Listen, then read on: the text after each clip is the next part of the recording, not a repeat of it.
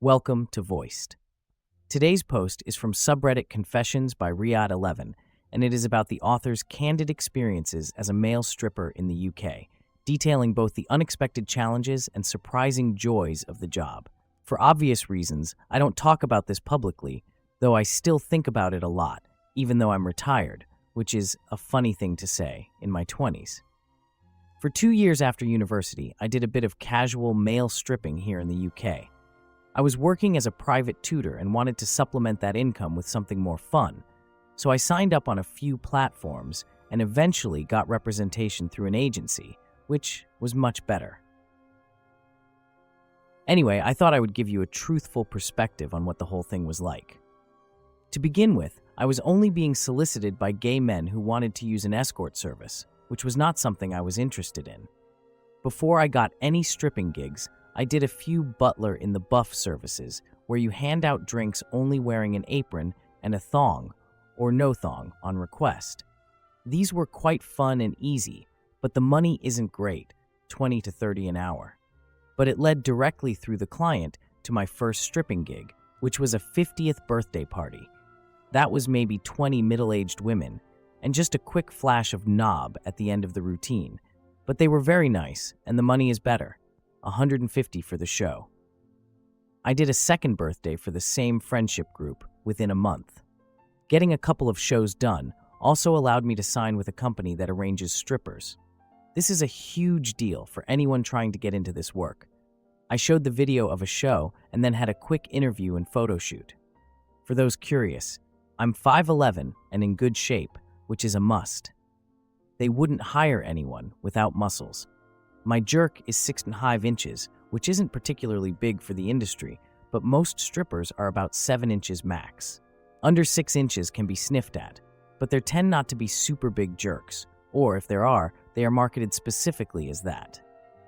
I was with the agency for 18 months, and in that time performed 42 times. So while the money is decent, there's not a huge amount of work to go around. I live in a mid-size UK town and traveled within an hour or so that market wasn't huge. It may be better in London. About half the shows were solo, and the other half with one or more fellow strippers. Middle-aged birthday parties were definitely the biggest seller. Though I live in a town with a uni, so there's a big student population, and I did quite a few sports club or drinking society events, which were more fun. Slight mythbuster, I only did 2 hen do's over the whole period. I did the same number of stag do's for gay men. To answer some of the obvious questions, do women grab your arse? Constantly. Do women grab your knob? Constantly. Do women suck your knob? Occasionally.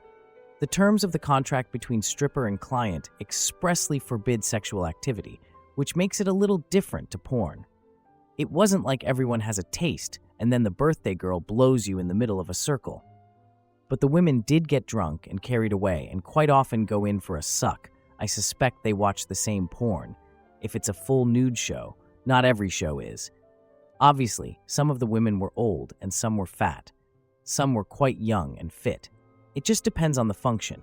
A 60th birthday party is going to have a different demographic to a Freshers' Week soiree. And I wouldn't say that the older women were more knob crazy. Uni girls loved taking photos with a jerk by their face. Only one of the hens touched my penis, but both the stags did. In full nude shows, women quite like to touch the penis in non-sexual ways too.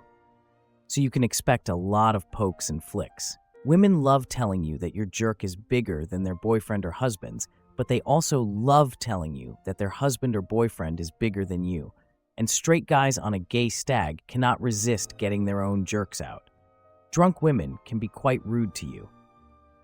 Equally, a lot of women get super shy when they're receiving a lap dance or being danced in front of. It's a real mix, and it's nice to get a sense of the different reactions and try to cater for them. As for the obvious question of how much sex you end up having, the answer is basically as much as you like. Strippers are usually booked for the late evening, but not super late, so 10 p.m. rather than 1 a.m., and usually an hour max. If you want to leave straight after, you can. If you want to stay and party, you usually can. I had heard rumors that you could get huge tips after a show by agreeing to have sex with people there, but my experience was that generally, if you wanted to have sex or get a blowjob, you had to offer that pro bono or pro boner. I fairly regularly did, because that was part of the reason I had started doing it, and by the end of a show, I was usually quite horny, but tired. Over the 2 years, I had sex with a wide and strange variety of women, usually in the toilets or a car. A couple of times I went home with the lady in question, including for a threesome with my colleague Johnny XXL. You can guess his specialty. That was one of 2 times that I was paid an extra tip. Only on 3 occasions out of 42 did I finish during the main show in front of people, and any one of those could have lost me the job. There are a lot of downsides to male stripping. You are constantly assaulted. After most shows, I was covered in scratches from acrylic nails. You get all sorts of things shoved up your arse, some pleasant, some painful. The money isn't great, so you'll definitely need another job, and the cancellation rate is annoyingly high. The women are generally older and less sexy than in porn. But in the pros column, it was generally quite fun and made me feel good about myself at a time when I was feeling a bit lost. I occasionally had good sex, occasionally got to teabag or Bismarck cute uni girls, occasionally got arse licked by a 60-year-old grandma. It was an experience, to be sure, and I don't regret it. But 2 final tips. Don't do it in the town that you grew up in, because you'll bump into some of your mom's friends, and possibly your mom. And make sure you move after you quit. The former I was fine with, as I grew up halfway across the country, but I stuck around for a while after I'd finished and got a job in town, not to mention a GF, and on a few occasions bumped into women whose chins I'd rested my balls on, and, on one occasion, a lady I'd shagged in the toilets. That can engender some tricky conversations when you're trying to go straight. Wow, what a wild ride of a post. It's fascinating to get a behind-the-scenes look at the world of male stripping, especially from someone who's done it firsthand. Who knew a simple birthday party could turn into an adventurous evening involving everything from awkward encounters to unexpected sexual escapades?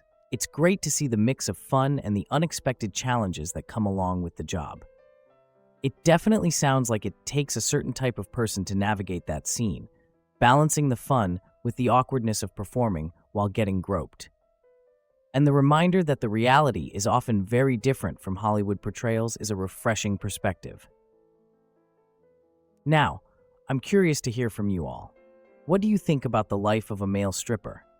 Would you have the guts to dive into a job like this, or do you find it completely outside your comfort zone?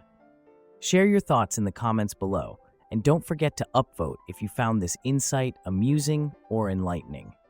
Thanks for tuning in. Thank you for listening to today's episode of Voiced. If you enjoyed daily high-quality stories, please like and subscribe to show your support.